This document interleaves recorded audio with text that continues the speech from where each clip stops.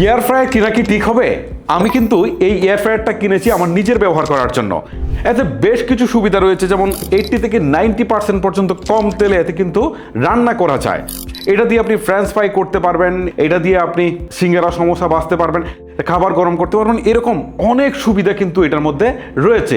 আবার এই এয়ার ফ্রায়ারে কিছু লিমিটেশনস রয়েছে বা কিছু অসুবিধা রয়েছে। বলতে পারেন এগুলো সব নিয়ে আজকের ভিডিওতে আলোচনা হবে। আবার অনেকের কমন একটা প্রশ্ন আছে বা সবচেয়ে ইম্পর্টেন্ট একটা প্রশ্ন আছে যে এয়ার ফ্রায়ারে রান্না করা খাবার কি সুস্বাদু হয় কিনা। সো সব কিছুর উত্তর থাকবে এই ভিডিওতে। চলুন তাহলে একটা করে শুরু করা যাক। নাম্বার 1, এয়ার ফ্রায়ারের সবচেয়ে বড় সুবিধাটা হচ্ছে কি জানেন? এয়ার ফ্রায়ারে আপনারা কম তেলে রান্না করতে পারবেন। অর্থাৎ আমি শুরুতে যেটা বলছিলাম যে আপনার 80 থেকে 90% তেল কিন্তু এখানে সেভ করতে পারবেন রান্নার সময়। সো রান্নার সময় একটা বিশাল তেল কিন্তু সেভ হচ্ছে এই এয়ার ফ্রায়ারের কারণে। নাম্বার 2, স্বাস্থ্যসম্মত রান্না। এমন কিছু রান্না আছে যেগুলো আপনাকে ডুবো তেলে করতে হয় বা ডুবো তেলে ভাজতে হয়। যেমন আপনি মাছ ভাজি করবেন, আপনি সিঙ্গারা ভাজি করবেন, সমোসা ভাজি করবেন, আপনি চিকেন ফ্রাই করবেন, এই ধরনের যে রান্নাগুলো আছে না, যেমন এগুলো ডুবো তেলে ভাজতে হয়। সো সেই জায়গাতে আপনি জাস্ট 10% থেকে 20% তেল দিলেই কিন্তু এই এয়ার ফ্রায়ারে সেই রান্নাটা আপনি করে ফেলতে পারবেন। এতে একদিকে তেলের সাশ্রয় হচ্ছে, আরেকদিকে এটা কিন্তু স্বাস্থ্যসম্মত। অতিরিক্ত তেল কিন্তু আমাদের স্বাস্থ্যের জন্য ক্ষতিকর। সো স্বাস্থ্যগত দিক যদি আপনার বিচার বিশ্লেষণ করেন তাহলে এটা আপনাকে অনেক বেশি হেল্প করবে। বিশেষ করে যারা ডায়েট করতে চান বা স্বাস্থ্য সচেতন, বেশি তেল খেতে চান না, তাদের জন্য এটা কিন্তু অনেক বেশি উপকারী। নাম্বার 3, এয়ার ফ্রায়ারে কিন্তু দ্রুত রান্না করা যায়। অর্থাৎ এখানে টাইমার সেট করে দিতে পারবেন, পাশাপাশি কত ডিগ্রি সেলসিয়াস তাপমাত্রা দিচ্ছেন সেটা সেট করে দিতে পারবেন, যার ফলে কিন্তু আপনি রান্নাটা খুব দ্রুত করে ফেলতে পারবেন। আর একটু ভালো করে বললে, আমরা চুলায় যে রান্নাটা করি অথবা ওভেনে যে রান্নাটা করি সেটার তুলনায় এটা কিন্তু অনেক ফাস্ট হয়। নাম্বার 4, এয়ার ফ্রায়ারে খাবার কিন্তু অনেক ক্রিস্পি হয়। যেমন French fry, chicken wings, samosa, singara, frozen fry ইত্যাদি যে খাবারগুলো আছে না, সেইগুলো কিন্তু বেশ ক্রিস্পি হয়।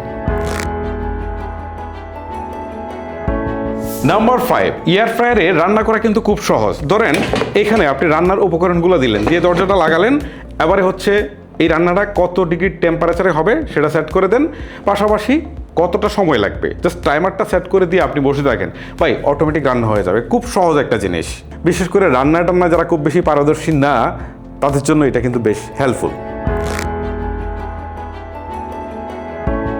নাম্বার 6, এয়ার ফ্রায়ারে আরেকটা সুবিধা হচ্ছে যে এতে কিন্তু ধোয়া টোয়া কিছু হয় না। নর্মালি রান্না করলে যে ধোয়া হয় সেটা হয় না, বা এনভায়রনমেন্টটা যে গরম হয়ে যায় সেটাও কিন্তু হয় না। রান্নাটা তো ভিতরে হয়, সো বাতাসটা, গরম বাতাসটা এটার ভিতরেই থাকে, ওইখানেই প্রসেসিং করে, যার ফলে কিন্তু এরকম কোনো হ্যাসেল হয় না।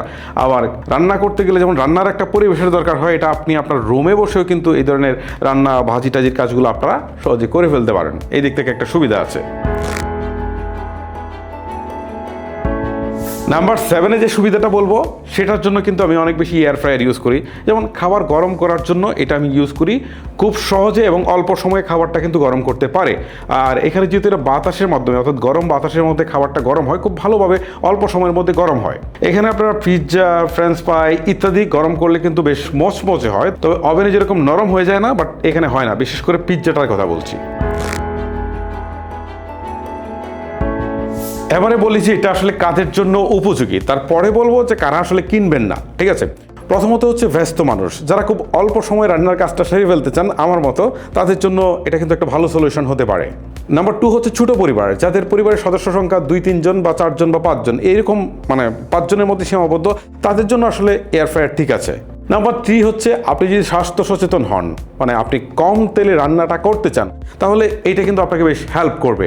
নাম্বার 4 হচ্ছে আপনি যদি ডায়েট করেন, অর্থাৎ ডায়েট করার সময় আপনারা তো বুঝেন যে অতিরিক্ত তেল, চর্বি এই জাতীয় খাবার খাওয়া যাবে না, তখন কিন্তু এইটা আপনাকে অনেক বেশি হেল্প করবে।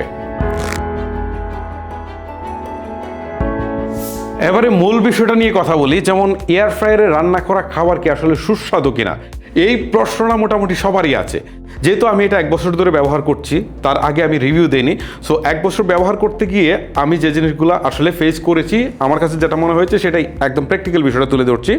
প্রথমত হচ্ছে এতে যখন আমি মাছ ভাজি করছিলাম, মাছ ভাজিটা কিন্তু বেশ চমৎকারভাবে মচমচে হচ্ছিল এবং ভালোই হচ্ছিল মাছ ভাজিটা, বাট তেলের যে একটা টেস্ট আছে না, মানে ভাজি করলে তেলের যে টেস্ট সেটা পাবেন না, ওইটা ছাড়া কিন্তু খুব চমৎকার হয়। মানে ওই টেস্টটা, তেলের টেস্টটা ছাড়া এটা চমৎকার কিন্তু ভাজি হয়। এটা দিয়ে আমরা সমোসা ভেজেছি, এটা দিয়ে আমরা ফ্রেঞ্চ ফ্রাই করেছি, সবগুলা খাবারই কিন্তু মোটামুটি মজা হয়েছে, বাট তেলের যে টেস্ট সেটা কিন্তু পাওয়া যায় না। মানে তেল দিয়ে ভাজলে যে টেস্টটা থাকে সেটা আসলে পাওয়া যায় না। এখন আপনাকে যদি স্বাস্থ্য সচেতনতার বিষয়গুলো চিন্তা করতে হয় তাহলে ওই টেস্টের কথা বাদ দিতে হবে, দিয়ে এইটা আপনার ইউজ করতে হবে। আর আপনার যদি মনে হয় যে না আমার ওই টেস্টটাই লাগবে, অ্যাকচুয়ালি বাজলে মানে তেলে বাজলে যে টেস্টটা আসে সেটাই লাগবে, তাহলে পৃথিবীর কোনো কিছু দিয়ে আপনি মনে হয় না এই স্বাদটা পাবেন। এয়ার ফ্রায়ার দিয়ে কি কি খাবার তৈরি করা যায় বা কি খাবারগুলো সবচেয়ে ভালো হয় সেটা নিয়ে আলোচনা করার আগে বলি যে কারা আসলে এয়ার ফ্রায়ার কিনবেন না। প্রথমত হচ্ছে আপনার ফ্যামিলি যদি অনেক বড় হয়ে থাকে, 5 সদস্যের বেশি হয়ে থাকে, তাহলে এয়ার ফ্রায়ার দিয়ে আপনার হবে না, তাহলে আপনাকে ম্যানুয়ালি কাজ করতে হবে। 2 হচ্ছে আপনি যদি বাংলার ট্রেডিশনাল যে খাবারগুলো আছে সেইগুলো যদি রান্না করতে চান, যেমন ভাত, তারপরে হচ্ছে ভর্তা, ভাজি, এই টাইপের খাবার কিন্তু ভাই এটা দিয়ে করা যাবে না। এটা দিয়ে ফাস্টফুড টাইপের খাবারগুলো করা যাবে, বাট ওই ধরনের বাংলা ট্রেডিশনাল খাবারগুলো কিন্তু এটা দিয়ে রান্না করা যায় না। নাম্বার 3-তে বলবো এয়ার ফ্রায়ারে কিন্তু বিদ্যুতের বিলটা মোটামুটি ভালোই আসে। এখানে প্রায় 1300 ওয়াট থেকে 1800 ওয়াট বা তার বেশি ওয়াটের কিন্তু এয়ার ফ্রায়ার পাওয়া যায়। সো ওয়াট যত বেশি হবে আপনার বিদ্যুতের বিলটা তত বেশি আসবে। এখন বিচার বিশ্লেষণটা আপনার, যে আসলে কোন ক্রাইটেরিয়াতে আপনার এটা দরকার অথবা দরকার না। এবারে বলি যে কোন খাবারগুলো ভালো হয় এয়ার ফ্রায়ার দিয়ে। প্রথমত হচ্ছে ফ্রেঞ্চ ফ্রাই, দ্বিতীয়ত হচ্ছে চিকেন ফ্রাই বা গ্রিল, এটাও কিন্তু যথেষ্ট ভালো হয়, মানে এইগুলো আমি প্র্যাকটিক্যালি খেয়ে দেখেছি। তারপরে হচ্ছে পিৎজা ভালো করে আপনারা গরম করতে পারেন, যেটা ওভেনে আসলে করা যায় না।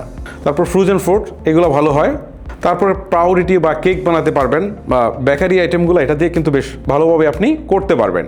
আমি তো এই কয়েকটার কথা বললাম, আসলে এগুলো হচ্ছে সবচেয়ে পপুলার, এগুলোতে সবচেয়ে বেশি কাজ করে এবং এটা দিয়ে অনেক অনেক কাজ করা যায় ভাই। আপনারা জাস্ট হচ্ছে ChatGPT-তে গিয়ে একটু লিখেন যে এয়ার ফ্রায়ার দিয়ে কী কী করা যায়, দেখবেন আপনাদের সামনে একটা পুরো লিস্ট আসছে, সেটা দেখে আপনারা বুঝতে পারবেন যে কী কী আসলে করা যায়। আর কোন খাবারের জন্য কত ডিগ্রি টেম্পারেচার বা কত সময় দিতে হবে সেটাও যদি আপনারা গুগলে সার্চ করেন কিন্তু পেয়ে যাবেন।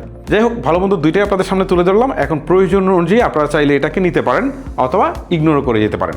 ভিডিওটা লেন্দি করছি না, এখানে শেষ করছি। আজকের মতো আমি বিদায় নিচ্ছি। আল্লাহ হাফেজ।